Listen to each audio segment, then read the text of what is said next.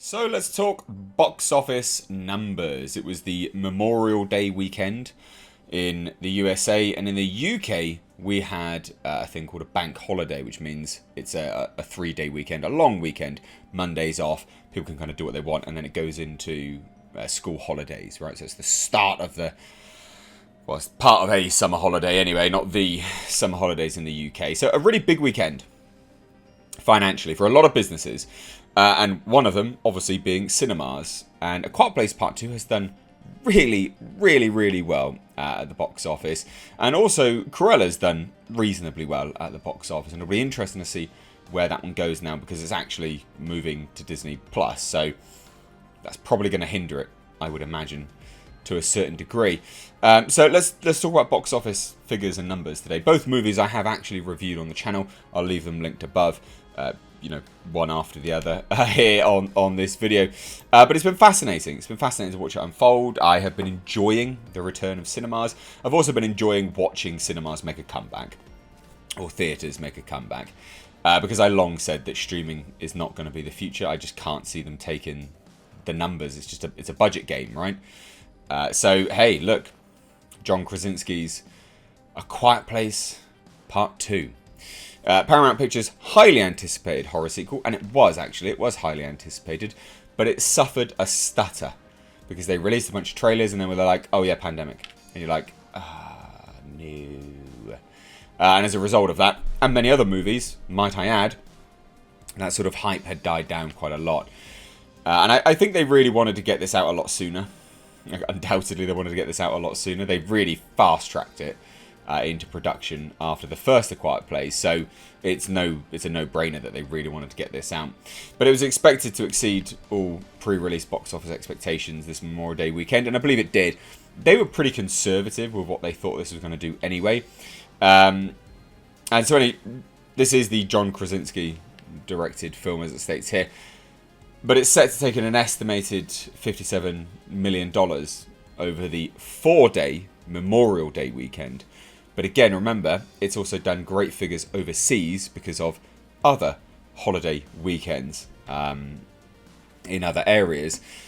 Now, Deadline had a great rundown of all this information, more so than sort of other bits and pieces that I'd taken a look at. But here we go. It was a busy day at Global Turnstiles with a particularly noisy start for Paramount's A Quiet Place Part 2. FYI, A Quiet Place Part 3 is now greenlit, but without John Krasinski. Don't approve of that. But anyway, the John Krasinski helmed sequel came out shouting with a $22 million overseas debut in just 12 markets for a worldwide opening of $70.4 million.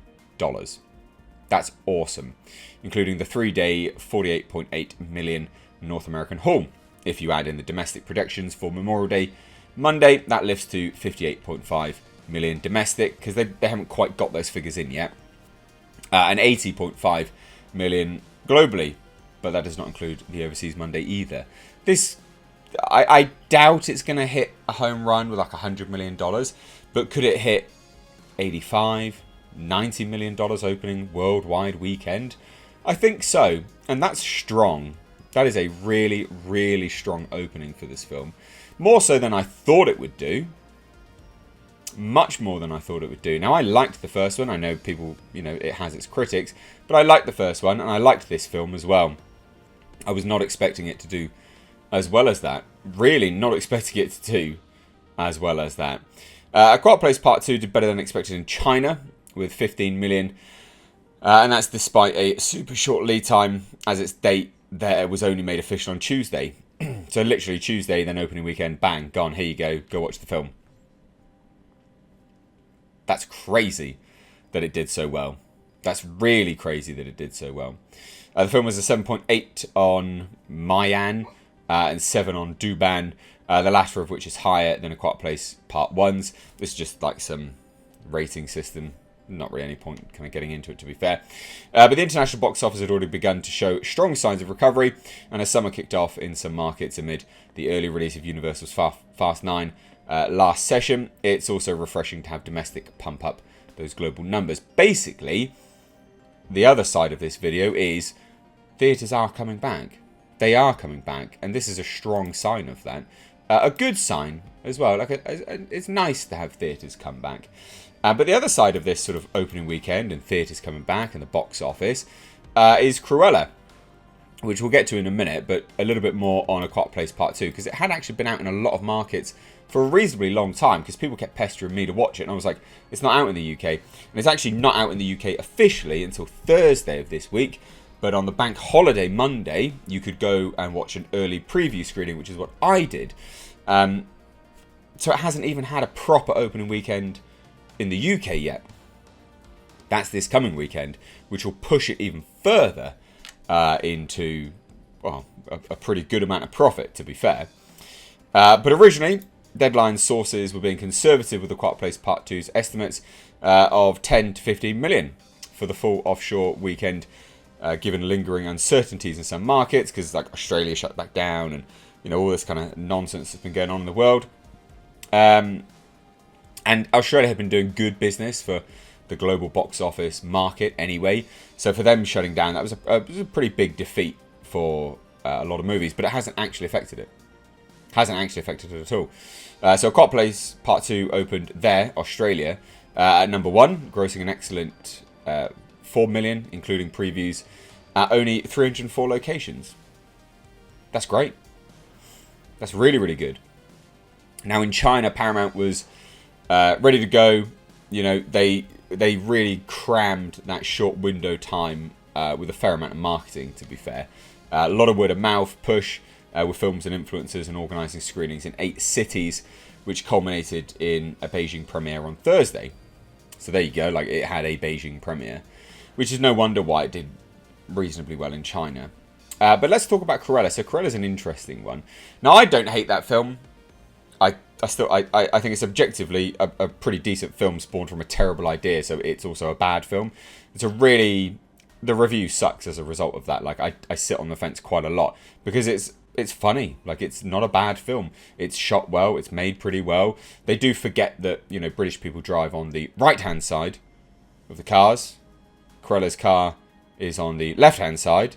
That's not the side that we drive on in the UK. Very, very simple thing to get right, Disney. You got it right in the other movies. Why didn't you get it right in this one? Really bad. Really, really, really bad. Just makes you look dumb. But it's not a terrible film, but it's also not particularly great. But the interesting thing here is, so Disney's Cruella took in 16.1 in a reasonable amount of markets, to be perfectly honest. 29 material markets, or about 60% of the offshore footprint. And that's good for a global opening of 37.4 million through Sunday. They're not going to be happy with that, though. They spent somewhere between $100 to $200 million on this movie. That's a bad opening. That's real, real bad. But the film also premiered on Disney Plus for an additional fee. So they're not, like, again, what are you doing? And that's where the service is obviously available, which Disney Plus has done pretty well at rolling out Disney Plus, to be fair. It's pretty much everywhere, and you get good discounts for it as well. So the overseas weekend take is under the 20 million projections we were hearing ahead of the debut, likely impacted by recent closures in Australia and Japan, although critical and social sentiment is encouraging. Basically saying, oh, hey, it might do really well in the future. Now, there's some other bits and pieces which I could report on. The Conjuring, The Devil Made Me Do It. It only launched in 2 markets. It was out in the UK, though. But it only had 3.9 million. That's crap. That's garbage. That's not good. Fast 9 has done pretty well. Number 1 spot in all 8 markets where it has opened. So it's doing really, really well. But that's about it. There's nothing else really that's pertinent to go into. I'm hoping this Conjuring film will probably be the last because it's not doing particularly well. But Deadline's spinning it as a massive positive. I don't think it's very good. I can't imagine anyone's going to be pleased with that taking. But maybe I'm wrong. Now, the interesting thing is, again, like I said, first and foremost, is that we're now getting a third A Quiet Place. A Quiet Place Part 3, I guess. I like the films. You don't need to keep making them, though. Each film comes to a close, and I'm like, yeah, you could end here. And then they announce another one. I don't hate the fact that they're making another one. But come on. You're not even going to have the same director come back, John Krasinski, who made this whole thing, basically. And that's a shame, I think. That is a shame. That's where I feel like you're losing sight of, how this thing even got started and why this thing got started. But there you go, guys. That's a rundown of the box office. Are theatres back? You betcha. Bet your ass they're back. They genuinely are. But what does this mean for streaming and all these streaming services that are being pushed out left, right, and centre? I genuinely don't know. Does this mean that they're going to be on the decline? Let me know what you think down below. I think people inevitably will want to get out and about more.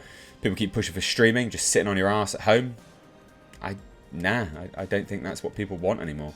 People want to be out and about. They've just spent, a year and a half inside, especially in the UK. So anyway, let me know what you think down below. If you're new here, do hit subscribe. If you stayed this long, and you are new here, you might as well hit subscribe, and you might as well like the video because you stayed till the very end. Returning subscribers, check you're still subscribed, and any and all people that want to follow me elsewhere, I actually have a second channel, which you'll find linked in the description box, where I am rebuilding a Group A rally homologation car called a Nissan Pulsar GTIR. Very fun videos, very, very cool. It's not just me, it's also some other people on there. You might like it. Other people do that are not even interested in cars, so please do check it out. You can follow me over on Twitter and Instagram at Mr. H Reviews. Cheers!